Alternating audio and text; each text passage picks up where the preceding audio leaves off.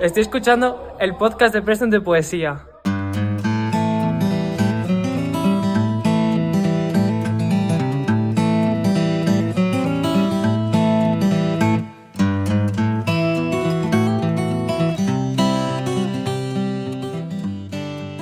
In last episode, I kind of introduced how a poetic form called a Villanelle works.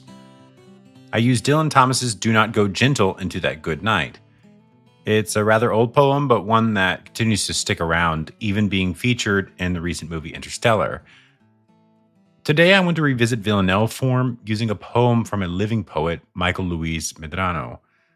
If you haven't listened to the other episode on Villanelles, I'm not going to force you to go back and listen to it, but you probably should. Villanelles have some specific rules that are part of its genius, but if you don't want to hear Dylan Thomas, at least go look up the rules. Anyway, again, a contemporary Villanelle today from Michael Luis Medrano. Even the title is literally just called Villanelle.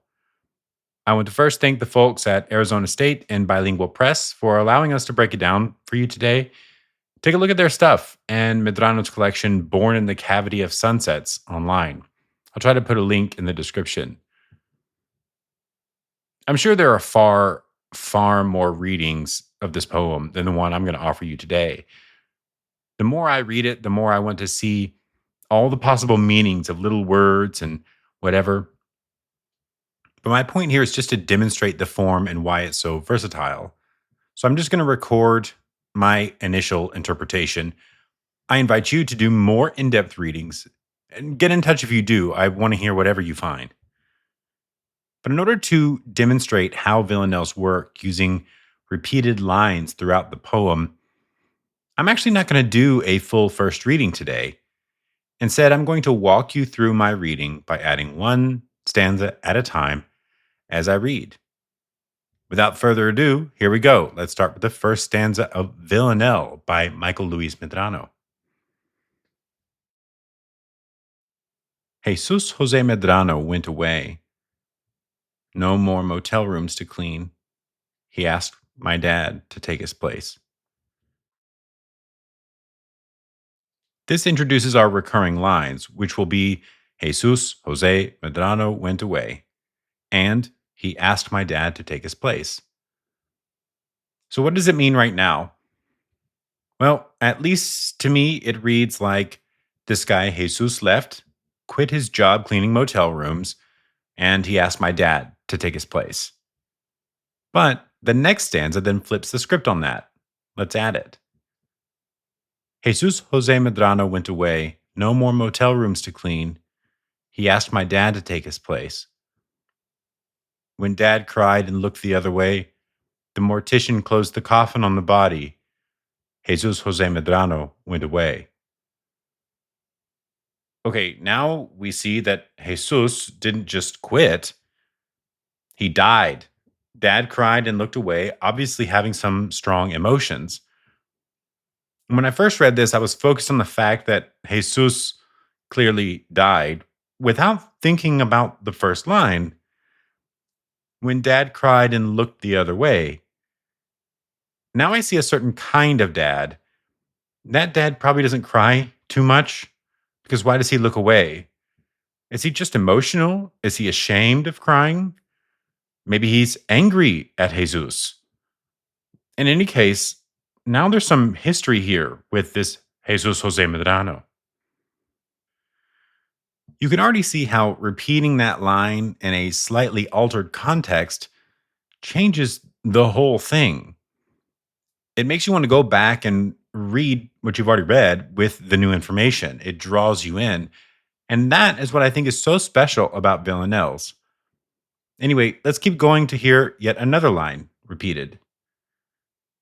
Jesus Jose Medrano went away. No more motel rooms to clean. He asked my dad to take his place. When dad cried and looked the other way, the mortician closed the coffin on the body. Jesus Jose Medrano went away. He wore his best gray suit that day, hovered slowly above the family. He asked my dad to take his place. Okay.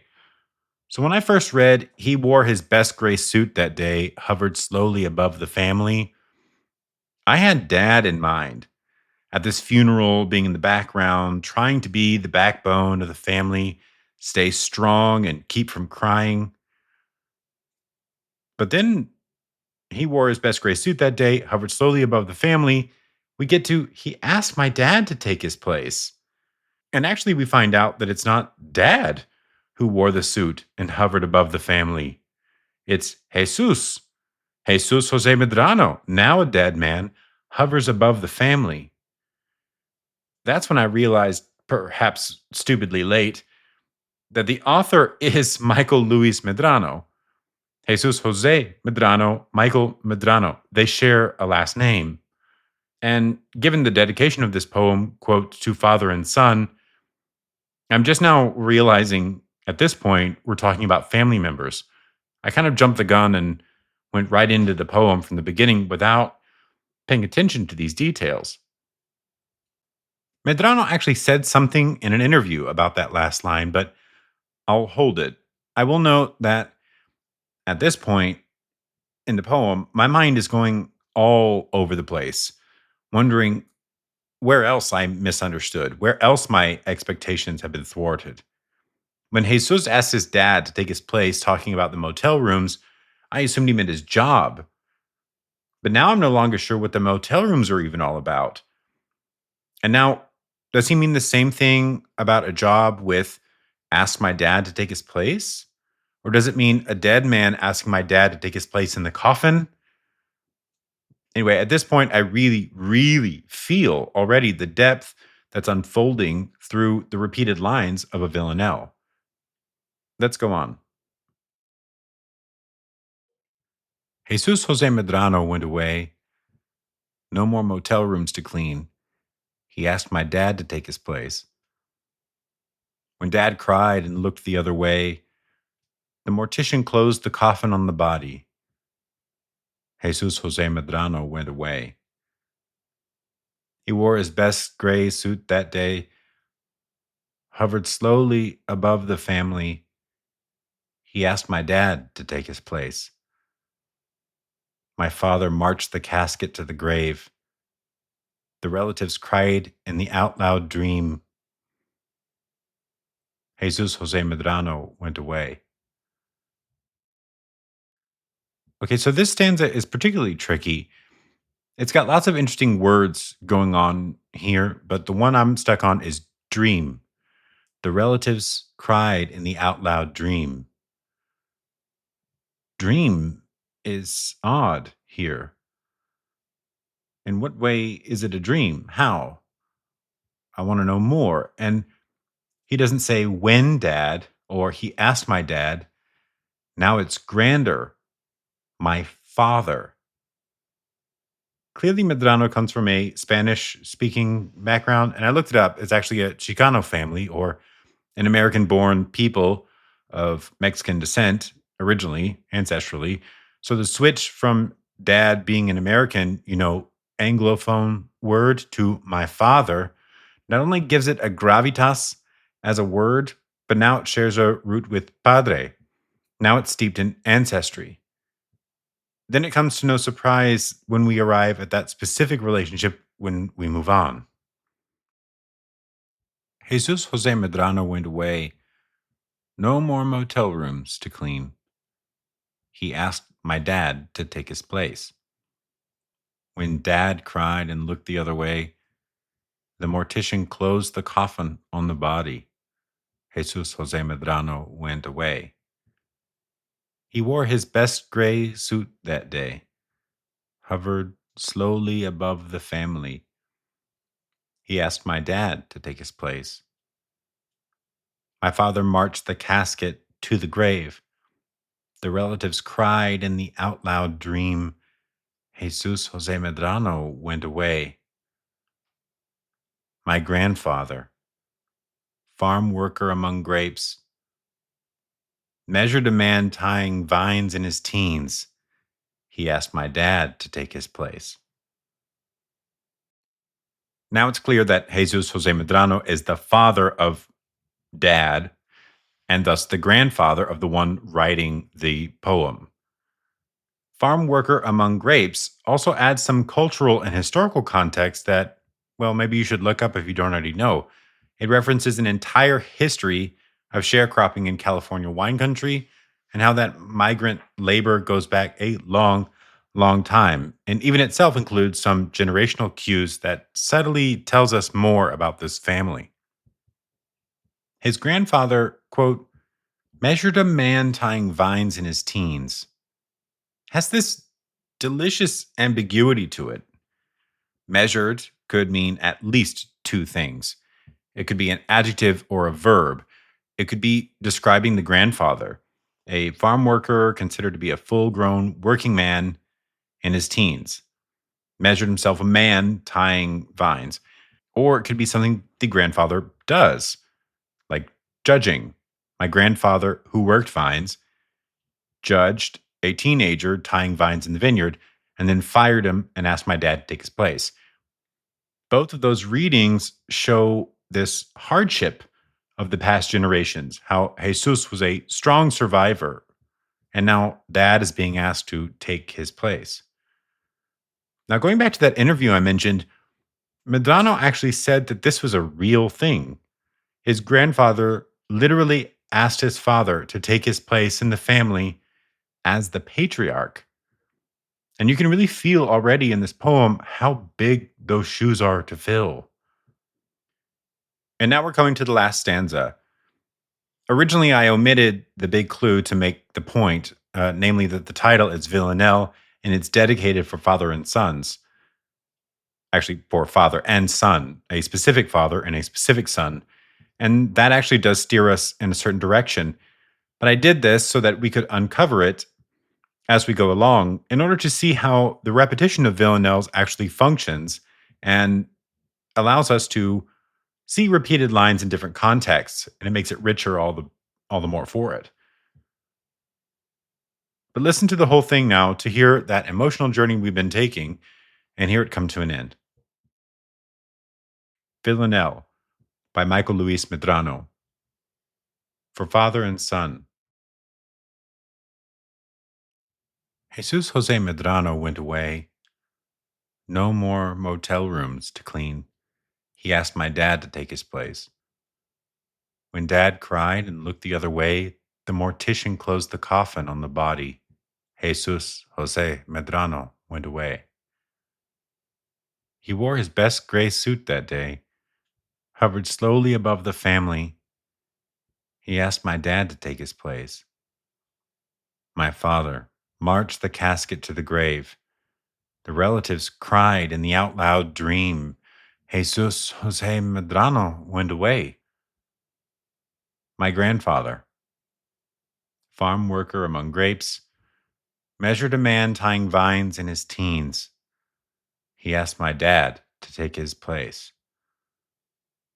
Como un hombre, he would say. My father's tears never seen. Jesus Jose Medrano went away. He asked my dad to take his place. Como un hombre means like a man. My father's tears never seen. There's also some picking apart there as well. We know the dad cried that day.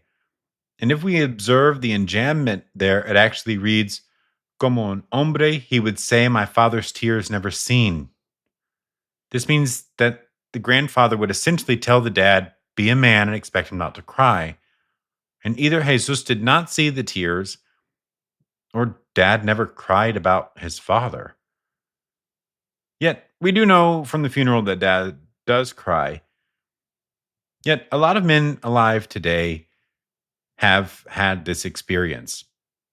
Some now call it toxic masculinity, this overly macho way of teaching boys to, act like real men.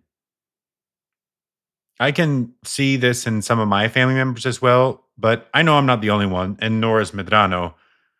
I really feel the weight of the dads being saddled with the need to be a leader or a patriarch in this poem.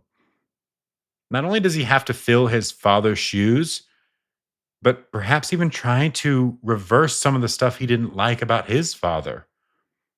In this case, there's this weight of feeling personally the loss of your father, and also the weight of stepping into a role, about maybe disagreeing with that role and being thrown into it.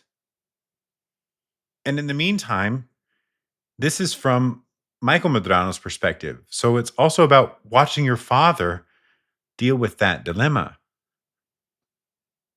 What I think is so interesting is that Medrano really, really understands Villanelle form clearly. And every stanza's repeated line brings out new information. It's genius and I love it. Now, if you want to try it, I have to admit, trying this is very, very, very, very hard. I'd more keep this kind of poem, the Villanelle, in the back of my head as a form for when I happen upon writing a line accidentally that can be taken in a lot of different ways. And once you've got a couple of hard hitting, maybe ambiguous lines, then you can kind of return to this form and try to make your own Villanelle. If you have the lines to make it happen, then the Villanelle can be a really powerful form. So powerful indeed that it can capture generations of trauma, the whole of toxic masculinity, and those teetering, unwieldy scales by which we weigh the souls of our forefathers.